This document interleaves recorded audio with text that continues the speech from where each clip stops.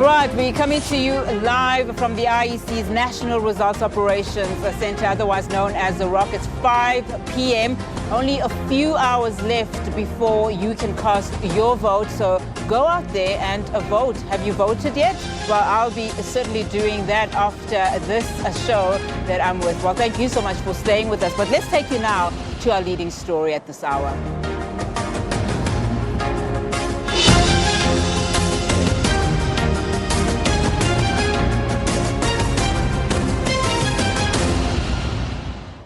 Let's start here. Former Presidents Jacob Zuma, Thabo Mbeki and Kgalema Motlanthe also cast their ballots earlier today. They urged South Africans to take this opportunity to choose candidates that would deliver to their needs.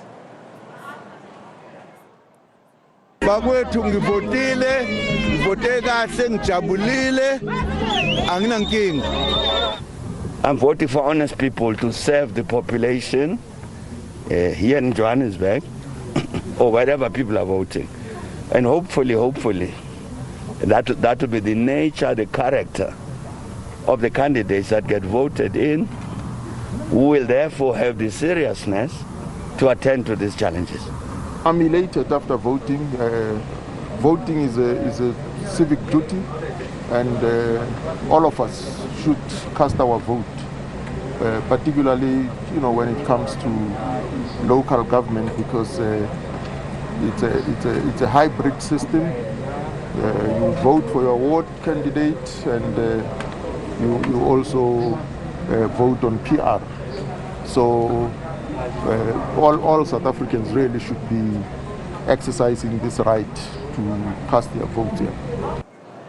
All right, let's continue here now. Several political party leaders have cast their votes in the 2021 municipal elections today. Many complaining about irregularities ranging from seating arrangements and vote rigging. Let's listen to some of their remarks. I passionately believe that this party is the future for South Africa. It's the only party that's bringing South Africans together from different backgrounds, from different religions, from different communities around a common set of values and principles. So whatever the outcome of today is, the cause endures, and the hope never dies that we can bring our policies and our principles to bear at a national government level. And that's the work that we'll all be doing, and certainly I'll be doing till my dying day. We're going to get 65% in the whole of Polokwane, the whole of South Africa. We are aiming for a decisive victory, and we have done everything humanly possible, and we've been to all corners of South Africa, and we are happy that our people have received our message. The leadership of the EFF was on the ground, and members, the ground forces of the EFF were on the ground. And we think that South Africans have heard the message of the EFF, and they received it very well. And we can only hope for the best. It's now in the hands of South Africans. The youth of South Africa must come out in their numbers. So far, we are not getting very negative report, except minor things, which has been done by some of the IEC staff. But I'm very glad, because when the matter has been raised to a senior level, a swift action has been taken in various issues we heard about. We are looking forward that the day should be peaceful, with no glitches up until the closing time. We believe that we can be in a coalition government of opposition parties in those three municipalities. So that's a big possibility, and therefore the prospects is very good in the northwest province as far as that is concerned. The president was born in Chiawelo and grew up there. Whether he might not have been mobilizing his community to make sure that we don't have our meeting. Now, when things like that happen, it makes it extremely difficult for people to believe that this is a free and fair election. We went to report the case, and the police station in Chiawelo, where the police had come from, did take our statements ultimately, but we still don't have the case number. I'm happy But I'm not happy inside because the party agents are kept in a corner somewhere. All of them. These presiding officers whom we don't even know are on their own there. But anyway, we have reported that. Be that as it may, we are happy so far that the people are streaming in. Hopefully, the results will show that the time for one-party dominance in South Africa is over. Even though many parties did not have the time to campaign, what people are saying is we want change. I've heard some people say, I'll just vote except ANC. And because of it, we believe many smaller parties or growing parties like ourselves are going to benefit a lot from the outcome of this election. I just got a note that somewhere in KZN, they already found a presiding officer with a box of ballot papers that are already marked ANC. I feel very, very, very good that I'm able, to cast my vote, come rain or sunshine, like it's raining in Cape Town today, for the good movement, because we are part of all the good people in South Africa that has got a plan as to how to fix our country and not just blame. In free and fair elections, not about us and as political parties. It's about civil society. It's about democracy. So IEC has got the constitutional responsibility to make it easy for the voters to identify political parties that they want to vote for. But one thing for sure, they made it difficult. But at the same time, you know what? We took advantage to educate our people. We've really been dominating the media space the last 2 weeks, where people obviously, all of a sudden, everybody knows about Action SA.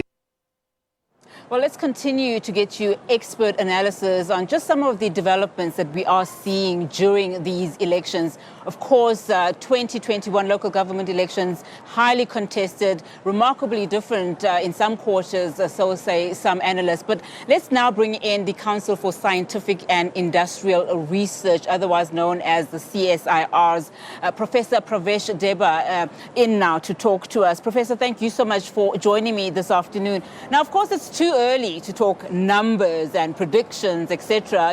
Voting is still ongoing. We've got a couple of hours to go, 4 hours and 50 odd minutes or so to go. But you do use a model, in terms of your predictions and so forth. But speak to us about what kind of model you use. Okay. Now, thanks, Sunati, for that. So what the CSR has done in partnership with the SABC, we've developed a mathematical model. And this model is able to predict what the final results would be, at least for the top political parties. And so we can actually forecast, having as little as about 10% of the voting districts counted. So once the voting districts or the voting stations closes, then we start with our model and we start running them as the voting station results start coming in, and we can do a prediction from there. Before we talk about the accuracy of the model, so you spoke about just getting the top political parties, and then you start modeling them as an example. I mean, this elections we've seen more than 1,500 independent candidates. So you are in partnership with the SABC, of course. So would they then say, push some of those numbers out? Let's start seeing, if those numbers are in or whatever. So who would determine, which political parties you actually look at? I mean, we've got some new parties that are also coming into the fray. Action SA, a lot of talk about that political party. So talk to me about those. Who chooses what parties go in there? And also, would independent candidates actually make the mark? Okay. So, Nati, for us to do this modeling, let me first also explain what it is that this model actually does. Yes. So, at this stage, we use the previous voting results. And what we do with that is we form 20 clusters for each of the provinces. As the voting district's result starts coming in, we then assign that voting district to these 20 clusters. We give it a certain proportion that it belongs to each of these 20 clusters. And now these are the ones that is coming in, but then there's also voting stations that we don't know what the results are. Yes. So we do the predictions for those voting stations. Okay. And now, in order to do this, we also have to look at, when we're doing the modeling, we have to look at the top political parties, because the ones that are smaller, it's much more difficult to actually predict, because in any model there is also an error as well. Now in this model, we are looking at under 2% margin of error. But if the political parties are small, then the 2% margin of error, it doesn't mean anything when we're doing a prediction. So therefore, we look at the ones, who the political parties which are larger. So you talked about the 2% margin of error. So that obviously means that the model is actually quite accurate. So talk to us about the accuracy of the model. Yes, no, absolutely. So Unati, we are quite satisfied when our model is running, and for each of the political parties we are under 2% error. But in most cases, with as little as 10% of the voting districts in, we can get an accuracy of, or a margin of error of about 0.3% and 0.5% and so on. And if we look at for the last national elections, 2019, we at 3:30 in the morning, so it was only a few hours after the voting stations closed, the CSR model was able to quite accurately predict what the ANC would be. So there's obviously a difference between national and local elections. But in 2016, talk to us about some of the challenges that you didn't see coming, because we know that you had some challenges in two metros or municipalities, Etukini and Johannesburg. Talk to us about those. Okay, with regards to the 2016 elections, firstly in terms of the difference between the national and municipal elections, with the national elections, because we're doing the predictions at a much larger scale, we can quite accurately predict what the outcome would be with as little as 5% of the voting districts counted. For the municipal elections, we need between 10 to 15% of the voting districts in before we can accurately predict. Now, in 2016, for the municipal elections, I think what was quite interesting there was for Johannesburg and also for eThekwini as well. For Johannesburg, the ANC and the DA were running neck to neck, and that was for a long period of time. But as the CSR model, from as early as about as 5% of the data in, we were able to quite accurately predict that the ANC will get majority vote in Johannesburg. Albeit by a very small margin. But thank you so much, Prof, for your time. We look forward to those models and to those predictions as soon as, obviously, you have some level of data to go with. Thank you so much for your time. Well, that was Professor Pravesh Adeba from the CSIR, just giving us, just an update from his side, really, in terms of when we'll start seeing that model that they've developed together with the SABC come into fruition. All right, let's take you here now. Our reporter Tulani Msimang is standing by to tell us how things are going in Kokstad, southern KwaZulu-Natal. Good afternoon, Tulani, and thank you so much for joining us this afternoon. Now, KZN, of course, has several areas that were earmarked as hotspots by the SAPS. We know that the deployment of 18,000 SANDF and SAPS and other law enforcement authorities are in that province. But speak to us about what's happening where you are now.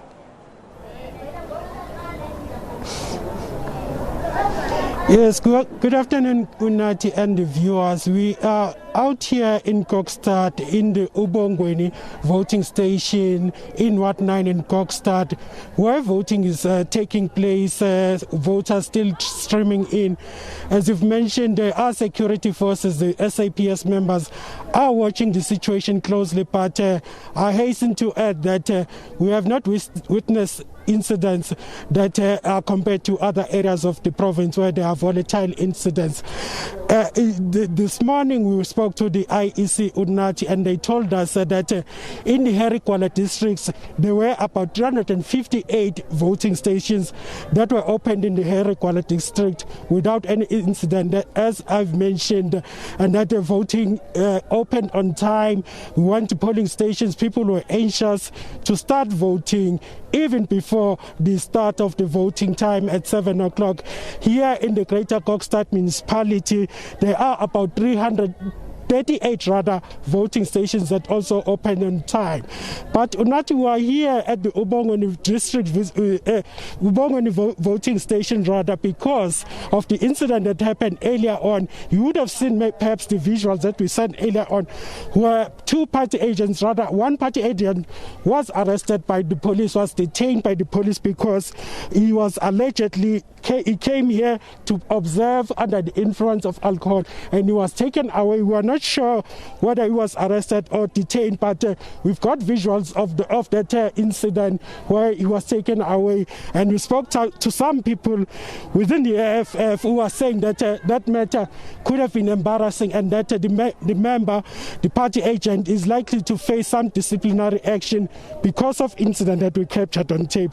I hasten to add that Unathi, Kokstad is an area that has some problems like a lack of running water. Electricity as well is a challenge where we are staying. We had an unscheduled power outage. Those are issues that people are complaining about. East Griqualand as well, where is a former colored township, former colored area. There are areas, problems about housing structures, housing schemes that are incomplete, that were constructed by the Greater Kokstad municipality. They are complaining about that. Those are some of the issues that people would be voting on, and issues of the land in the Griqua community here in Kokstad. We know that Minister Togot Diza, the Minister of Land and Agriculture, came here to try and intervene in that incident where people of Griqua, East Griqualand community are complaining about those issues.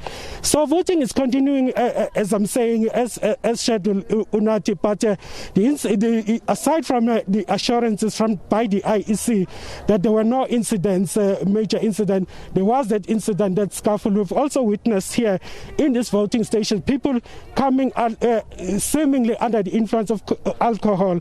They were taken away by police. Aside from that party agent of that particular party, the AFF, who was detained by the police, there are such incidents that we witnessed in this voting station. But we'll see, voting stations are open right now, and people, it's the same pattern perhaps, Unathi. In some voting stations there are long queues, it's slow, and they have told us that they have problems with scanner machines. Some scanner machines are not working, and they've the IEC officials have resorted to processing people manually until that matter is resolved. But that is happening for now here in Kokstad, Unathi. Back to you. Tulani Msimang coming out there from Kokstad, southern KwaZulu-Natal. While from Kokstad to Hammanskraal, let's now go to Patricia Fusachi. Patricia, of course, big focus, Hammanskraal. You know, we know that water issues there, even the report from the Human Rights Commission coming out not too long ago saying some parts of Hammanskraal, the water is not for human consumption. Indications from the people of Hammanskraal that they will definitely vote for change. So talk to me about the numbers that you've seen of people actually going out to vote. Good afternoon, Unathi, and to our viewers. Right now we are actually in Mabopane, north of Pretoria. Later on we will be heading to Hammanskraal just to check up what exactly the situation there is. But at the spot where we are currently, it is in Ward 21, and it seems like here many problems with unhappy voters who were unable to cast cast, of course, their ballots since morning. Some of them saying that they live in this particular area. They've been voting for many, many years at this particular voting station. Just to give you a wide shot of where we are in Mabopane, and this is one of the voting stations in Ward 21. It is the Bafeti Special School, where, of course, we've had many people saying that they are actually surprised that they are no longer on the voting list. And just to give you a shot of what is happening, throughout the area, we have been seeing a lot of voters coming to this area. So it's not everyone that is affected, but there is a significant number of people, in particular some elderly citizens who are complaining and they're seeking answers. At this stage, we're not 100% sure what exactly is happening. We are hearing that there seems to have been a confusion with demarcation-related issues. So we're going to speak to a lady who says she lives here in Ward 21. She's been voting all her years of voting, and she and her husband in particular come to this particular voting station to vote together. And today, to her surprise, only her husband could vote, and she was not allowed to vote. Thank you so much for joining us. Just take us through, you saying you are unable to vote, and this shocked you because it's unusual. You're saying you have voted, in 2016, 2019, and today you're getting different results. What is happening? Yes, good afternoon to everyone. Today I came with my husband, and I've been voting here all the years that we've been voting. Only to my surprise today, when I went in, my husband went first and he voted. When I came in, they tried to check me on the ballot paper. I was not there. Then they scanned my ID and on their tablet, and they said I should go to Hebron, and I've never been in Hebron. I don't even know the place. That is what happened. So what are you going to do now? Because as you said, you don't know Hebron. What happens next? Have they explained to you how did this happen? Do you think it's an error? Is it a printing error? What is happening? No, they only said that I should just go to that place. They gave me, I don't know, it's Pinini or whatever, the name. So I said I can't go there. So I'm not going to vote, basically. How does that make you feel? It makes me to feel sad because I didn't exercise my right, actually, as a citizen.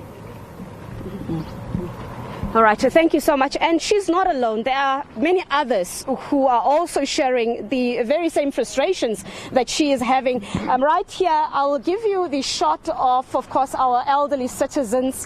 One of them is a male who's sitting right here. She says she's living literally down the street. And she's been voting all her life. That's her claim. And today, to her surprise as well, she is not able, to exercise her democratic right. Me, just tell us when you feel bang. Ingi. Ki ikutlwa bang. Ka eng. Akere a o kgone ho vote. Akere ke tlile vote. Are ke rang mara. Ba a o ikutlwa yang for o paletse go vote ba ra o sa le teng mo voters. A pelo ka botlhoko. Pelo ha e botlhoko. E botlhoko pelo aka.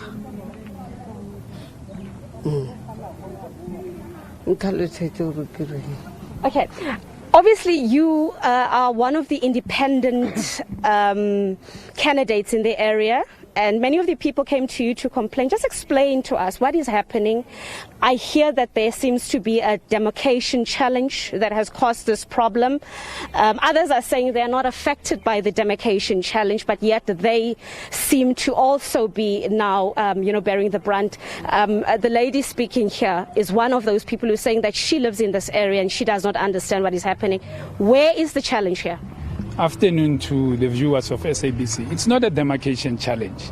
It's a simple technical error on the part of the IEC.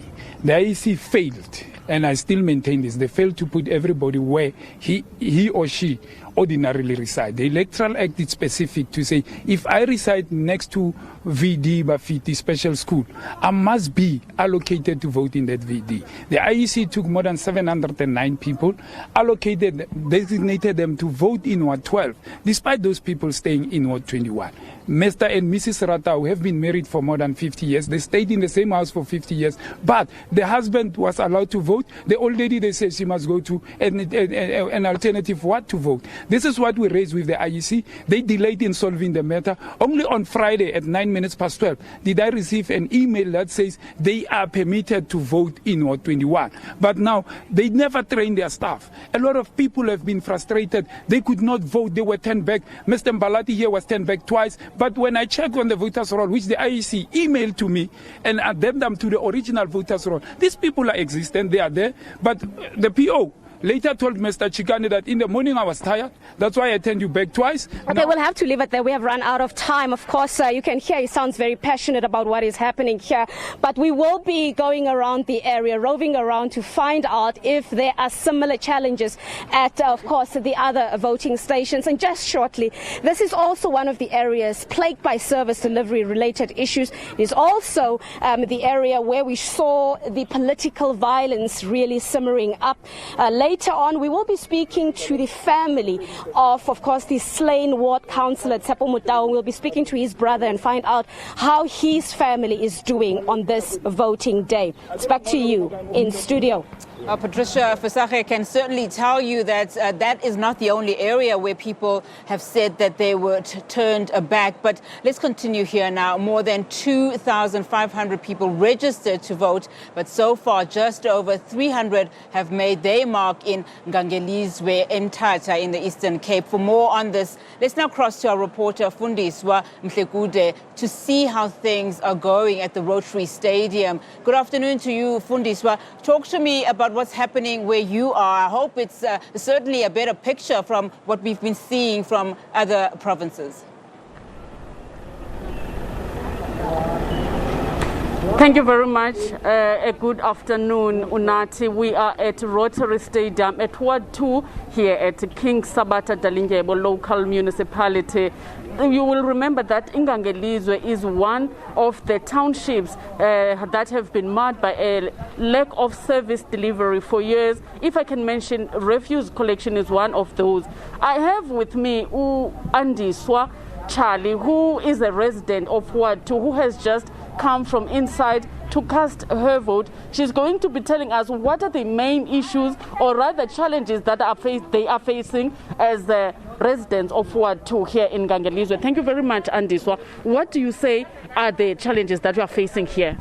What I can say, Sisi, challenges is nazo apha eNgangelizwe is a lack of unemployment. Ininzi lack of unemployment to youth yaseNgangelizwe, ichaya drugs too much youth yaseNgangelizwe. What I can say is siyalekhisha kwindaba zikaMzombane kumthiza. Umthiza uyamkisa umbane too much. Kunezitrato ngezitrato ezibanombane, kuba nezitrato ezingabi nambane. And what other thing I can say is that kuba khona i-constructions ekuthiwa kukhona i-service delivery eziyenzayo zifakela itha. Xa kuthiwa kuyafika kwezinye izitrato awuyiboni itha kwizitrato zalapha eNgangelizwe. And kukhona into ekubane isenziwa through i-wards nge-wards. Kuthiwa kukhona i-food parcels ezinikwa abantu abahluphekayo.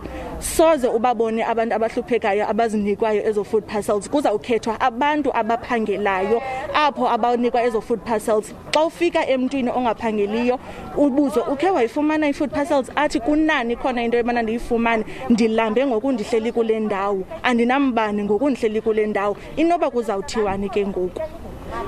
Thank you. Okay, you uvotile namhlanje and ngokuvota kwakho unethemba lokuba kungatshintsha ntoni?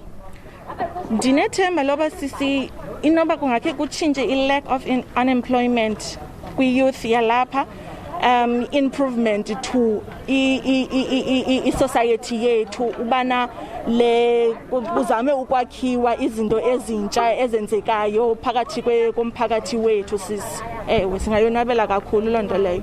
Thank you very much, Andy Swachali, a resident here at Ward 2, King Sabata Dalindyebo local municipality. Earlier on, when we got inside the voting station, we were told by the presiding officer that they are expecting about 2,500. They have 2,500 registered voters, but so far only about 500, if not less than that, who have come to cast their vote, and they have expressed disappointment hoping that more voters will come as the sun is setting, maybe, or some of them went to work, so they are hoping that they will come and vote. Earlier we were in Tolo, where the leader of the African Transformation Movement, Mr.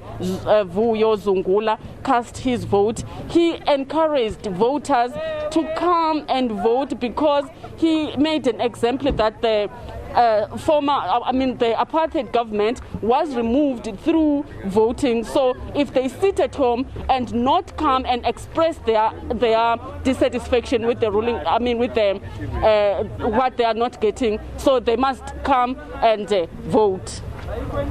All right, thank you so much, Fundiswa, for that. Of course, just in a few moments' time, we've been to KZN, Gauteng, as well as the Northern Cape and the Eastern Cape. In fact, let's go back now to the Northern Cape. Voting is still underway in that province. At least 623,000 people have registered to vote. Our reporter, Neria Tlakotsa, is on the ground in Platfontein near Kimberley. Let's cross to her now. Neria, thank you so much for your time. Talk to me about what's happening in the Northern Cape. We've spoken to Ulrich, who was on the other side in Namaqualand not too long ago, where he was in the freezing temperatures. How's it looking where you are?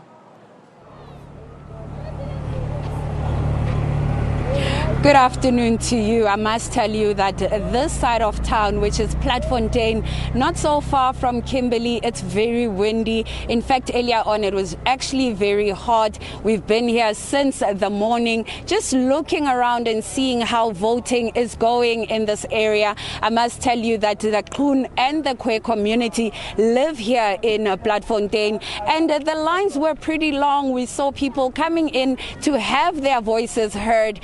Behind me is one of the voting stations here, which is a church that you find in the area. We do know that at least there are 2 voting stations here in Platfontein. When we speak to residents, they all say the same thing, basically, that when it comes to services, they feel like an afterthought. They feel that they are not remembered by the municipality or the government even, and they think that it is time that Platfontein on its own be revamped. It's time that people remember that there is the Khun and the Kwe community here in Platfontein. But I'm joined by a young person here from Platfontein just to speak to us about why he decided to vote and what are some of the changes that you want to see. Thank you so much for joining us. You were telling us earlier on that you want to see change here in Platfontein. What kind of a change do you want to see? First of all, this is my first time that I vote. This is my very first time that for me, I vote for changes. As you can see, in Platfontein, most of us don't have a job. Most of the youth have finished the schools, but then don't have jobs. As you can see, we were here in Platfontein since 2003. The route, as you can see, the route is not even finished, and I think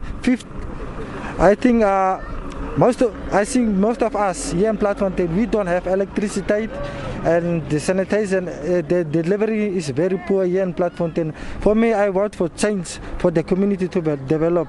This is what I vote for. And of course, then let's speak about you casting that vote for the first time. Do you think you will find the change? Because you're saying since 2003 and you haven't seen much development. Do you think from here on, as it was the local government elections, there will be improvement? Yeah, I think there will be improvement after today. I think they will happen. Yeah. Yes. And what made you decide to vote? Because you told me you are in your 30s, and why haven't you been voting before? I have what the party is saying. This party say that and that and that. So I have decided I must go and choose. Maybe if I can be choose. Maybe when I voted there will be change in Platform 10. Yeah, that's what I decided to vote. Yeah, for my first time. As you heard there, a first-time voter. He is from the Khoon side of Platfontein. Just really reiterating what everybody has been saying, that they need a change here in Platfontein. And I can tell you that just driving into this area, you can see that it is different from the likes of Kimberley and other surrounding areas. You do see that they did have RDP houses, but most of them are now dilapidated. You see the roads are pretty bad, and most of the roads are gravel. Yes, they have put some form of tarred road, but that too is not good enough if you come here and see it for yourself. So this is the view from residents here. They're saying, we want change. We are young people. We finally decided to vote. Can we see that change? Area, seeing those young people coming out, because we do know, in fact, in these elections, that we didn't see much of that happening. Neria Hlakosa is in Platfontein, not too far from Kimberley, which of course is in the Northern Cape. But let's continue with our political analysis now. I welcome back political analyst Levi Ndo. Levi, thanks so much for staying with us this afternoon. Now, Thank you. Let's talk about that youth vote. You are a star. We know that 13 million or so eligible young people have not registered to vote. So that's a lost votes already there. How significant is that loss, especially if you look at just how young this democracy is in South Africa?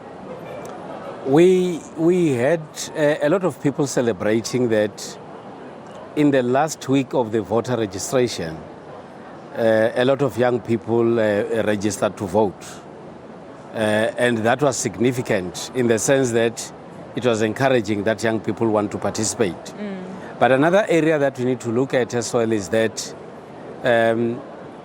according to census, the young people in South Africa make the majority of the South African population.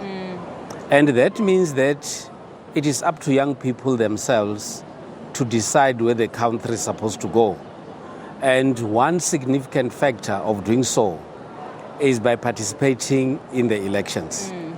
But still, if you don't see a lot of people getting interested in voting and in politics, it talks to what the political leaders are actually doing. Because if young people have no interest and there is just general apathy, it means that there might be something wrong that politicians and political leaders are actually not getting right. And for me, I've observed a lack of political education across political parties in South Africa. And what most political parties are focusing on, unlike in the era of the fight against apartheid, the focus now is only on numbers and only just having to encourage young people to participate in the marches and protest. But they don't have time to really provide basics about politics to young people.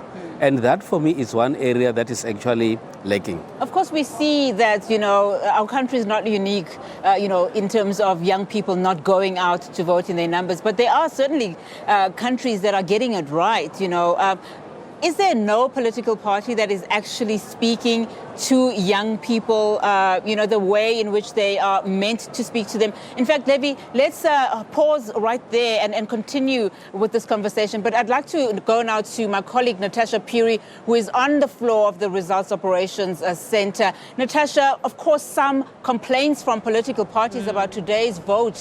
What can you tell us? And what did the IEC also have to say about that? Definitely, Unati. There's some complaints there about the voter management device system, which is a new system replacing the old zip code.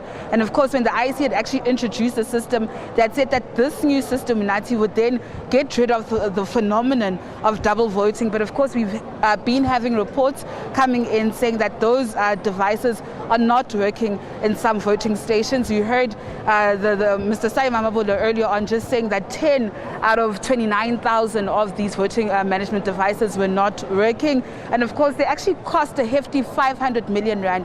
But to talk to us more, I'm joined by the Treasurer General of the EFF, Ms. Ompile Maute. Ms. Maute, you've come, you're really disgruntled. You're not happy at all. We've been talking earlier on. You had said that you've received complaints from some people saying that they got turned away from some voting stations and their voting device management systems are not working. No, thank you very much, Natasha. Good afternoon to SABC. So it is true, I vote at his Sanctuary Ministry Church in Montana, Ward 5.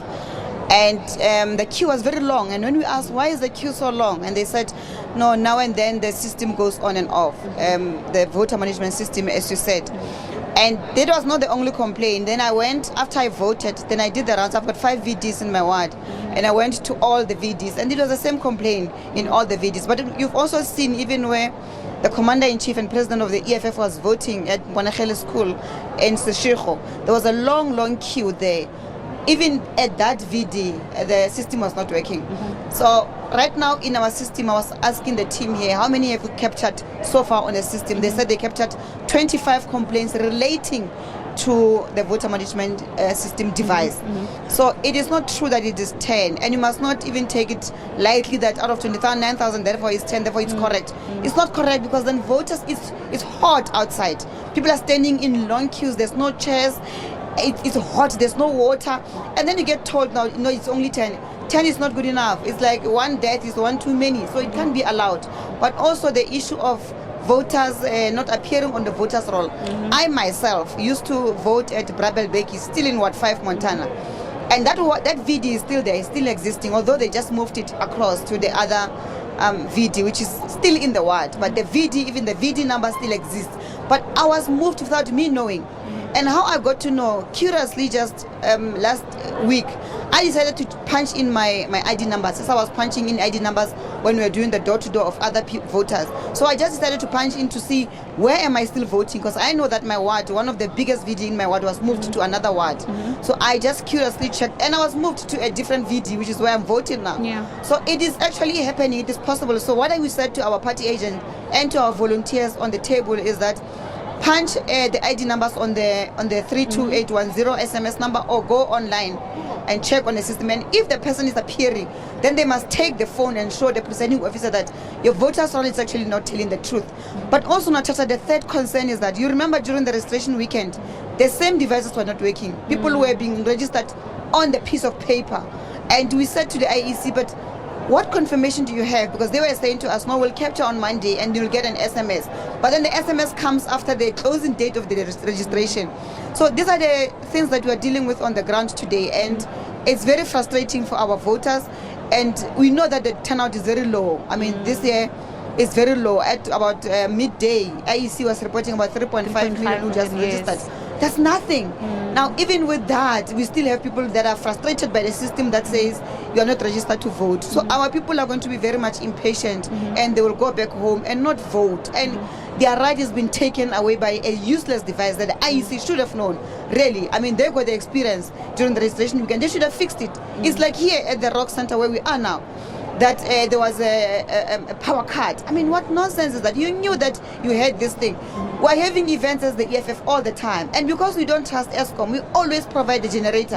Even if it's just the address of the president or a press conference of 1 hour, we know that we can't afford our president being cut off by the useless power cut by Jamnandas.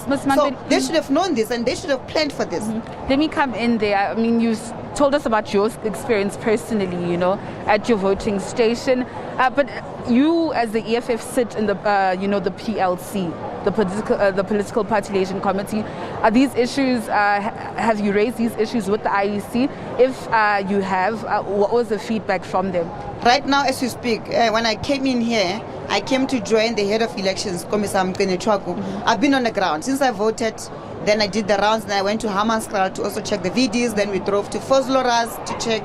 the VDs and also to do door-to-door and pamphleteering. So I just arrived here now at the ROC. But Commissioner Mutweni is locked in a meeting. We've been talking to him during the day, and he's been trying to raise these issues with the IEC. The other issue that we picked up, by the way, which is very, very important. Unfortunately, I really have to cut you. I know, I'm so sorry because of time constraints, but you will be here throughout the course of this evening. We will actually continue with these, grievances.